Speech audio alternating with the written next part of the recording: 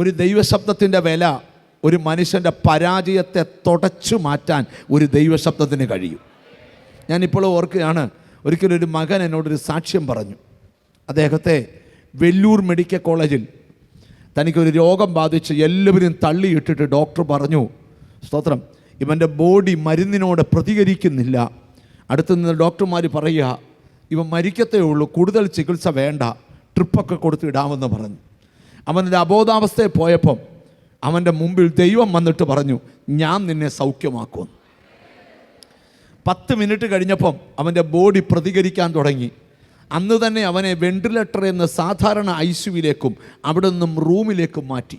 ഡോക്ടർമാർ വന്ന ആശ്ചര്യത്തോടെ അവനോട് ചോദിച്ചു, എന്താ ബ്രദറെ പെട്ടെന്ന് നിങ്ങൾക്കൊരു മാറ്റം? അവർ പറഞ്ഞു, ഞാനൊരു ശബ്ദം കേട്ടു. അതെന്തോ ശബ്ദമാ? ഭൂമിയെ ചമച്ച ദൈവത്തിൻ്റെ ശബ്ദമാണ്. അതെന്തായിരുന്നു ശബ്ദം? ഞാൻ നിന്നെ സൗഖ്യമാക്കും.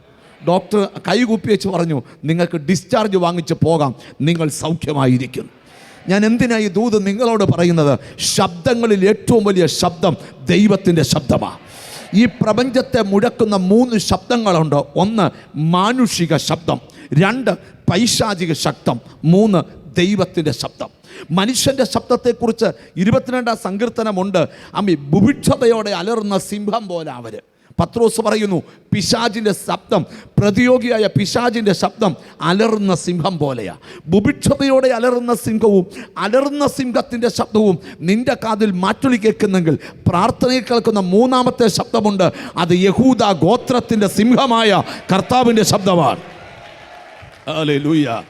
അതുകൊണ്ട് ഒരു ദൈവപൈതൽ ഒരു മനുഷ്യൻ്റെ ഭീഷണിയുടെ മുമ്പിലോ സാത്താൻ്റെ ഭീഷണി മുമ്പിലോ പേടിച്ചരണ്ട് വീട്ടിലിരിക്കുമ്പോൾ ഒരു മീറ്റിങ്ങിനകത്ത് ഒരു TV പ്രോഗ്രാമോ ഒരു യൂട്യൂബ് പ്രോഗ്രാമോ ഒരു ഫേസ്ബുക്ക് ശുശ്രൂഷയോ അല്ലെങ്കിൽ ഒരു യോഗത്തിനോ വന്നിരിക്കുമ്പോൾ അവൻ്റെ കാതുകളിൽ മുഴങ്ങുന്ന മറ്റൊരു ശബ്ദം, അത് ദൈവത്തിൻ്റെ ശബ്ദമാണ്.